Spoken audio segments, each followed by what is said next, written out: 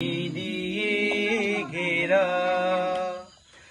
এমন দেশটি কোথাও খুঁজে পাবে না কো তুমি। ফাউন্ডেশনের যতগুলো অনুষ্ঠান আছে যে এটা পরিচালনা করে, আচ্ছা আমরা কিন্তু তার ভূমিকাটা কখনো পাই না।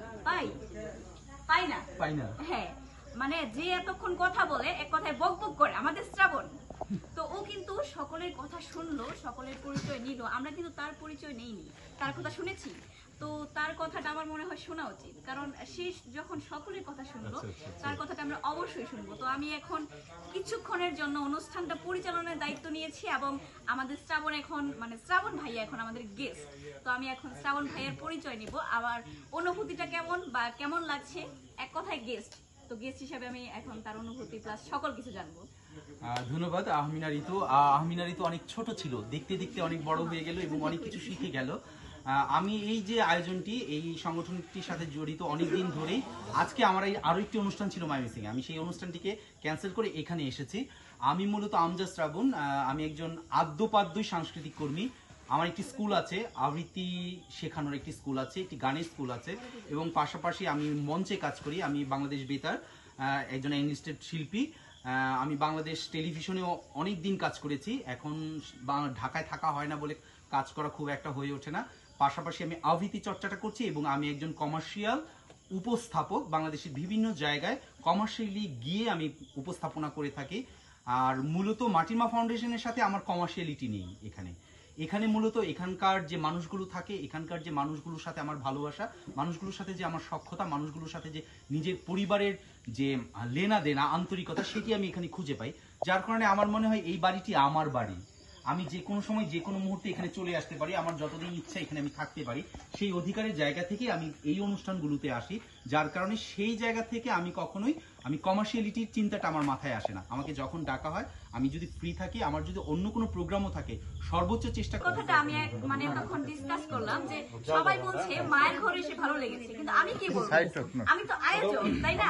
তো আমি এখন বলবো যে আপনারা যে এসেছেন এই জন্য আমার কাছে মায়ের ঘরটা বেশি ভালো লাগছে, জাঁকজমক লাগছে। আপনাদের কাছে মায়ের ঘর ভালো লাগছে, আর আমার কাছে আপনাদের ভালো লাগছে। এই না হলে পথে আর কথা হচ্ছে আমার পরিচয় তো শ্রাবণ ভাইয়া দিলই, যে আর কি বলবো, আর আমাকে সবাই চিনে।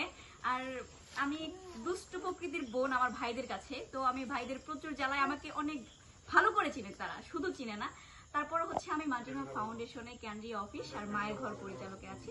আমি এসএসসি পরীক্ষার্থী, আমার একটি বই বের হয়েছে, প্রকাশ হয়েছে, একটি কবিতার খোঁজে, এবং আগামী বইমেলাতে আরেকটি আসছে, ঢাল পিয়ালের বনে।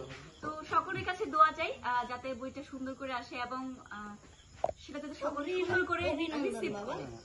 আচ্ছা, সকলের জন্য শুভকামনা এবং আবারও সালাম, আসসালামু আলাইকুম। তুমি রবে নীরবে, সেরকমই নীরবে নিবৃতে তিনি কাজ করে থাকেন। আমরা তার কাছে যেতে চাই, যেই মানুষটি রাঙিয়ে দেয়, মেহেদি পাতার মতো রাঙিয়ে দেয়, আড়াল থেকে রাঙিয়ে দেয়, রঙে রঙে রঙিন হয়ে ওঠে আমাদের মায়ের ঘর, এই মাটির মা ফাউন্ডেশন। সেই আমাদের প্রিয় ভাই মেহেদি ভাই, আমরা যেতে চাই তার কাছে, আমরা শুনবো তার অনুভূতি। আমার হাতে মাইক দিলে এটা আমি ঘূর্ণাক্ষরেও কল্পনা করি, কেননা কিছু মানুষ থাকে অন স্টেজ, যারা স্টেজে পারফর্ম করে, আর কিছু মানুষ থাকে ব্যাক স্টেজে, হ্যাঁ, যারা স্টেজের পিছনের কারিগর। আমি বরাবরই স্টেজের পিছনের মানুষ, আসলে স্টেজের সামনের মানুষ না। দ্যাটস ওয়াই আসলে এই ধরনের কোনো দরবারে আমার হাতে মাইক আসার কথা না। তো যেহেতু কিছু বলতেই বললো, আমি সবার একটু দৃষ্টি আকর্ষণ করছি একটা বিষয়ে, সেটা হলো কি, আমাদের যে মায়ের ঘর, এটা একটা 5 লাইন আমরা দেখতে পাচ্ছি, গাছ লাগাই জীবন বাঁচাই। শিল্পী, আমি সঙ্গীতকে ভালোবাসি, তাই আমি যে কোনো অনুষ্ঠানের সাথে সম্পৃক্ত থাকি। এটাই যে মাটির মা ফাউন্ডেশন, এই সংগঠনটি তিল তিল করে গড়ে ওঠা, সেটি সালিয়াবহ গ্রামকে ছাপিয়ে একেবারে পুরো টাঙ্গাইল শহরকে ছাপিয়ে বাংলাদেশের মরবে, যুদ্ধ করবে, বাঁচবে মরবে যুদ্ধ করবে, এটাই তো তার পরিচয়, এটাই তো তার পরিচয়। হ্যাঁ, এটাই তো তার পরিচয়। আমরা মানুষ হয়ে মানুষের পাশে থাকতে চাই, মানবিক মূল। শেষে জাত মায়ের থেকে যেভাবে আসে, মায়ের জাতটা কি, এটা হচ্ছে কথাই কি মিলে রে, স্বভাব না হলে চাত, স্বভাব না হলে মেঘে যতই দেয় গো ফাঁকি, তবু চাতক মেঘের ভুগি, চাতক যতই দেয় গো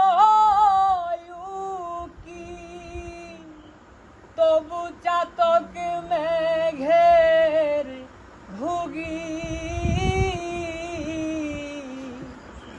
ওরে তেমনি নিরিখ রাখলে আখি, হাই গো তেমনি নিরিখ রাখলে আখি, সাধক তাহারেই বলে রে,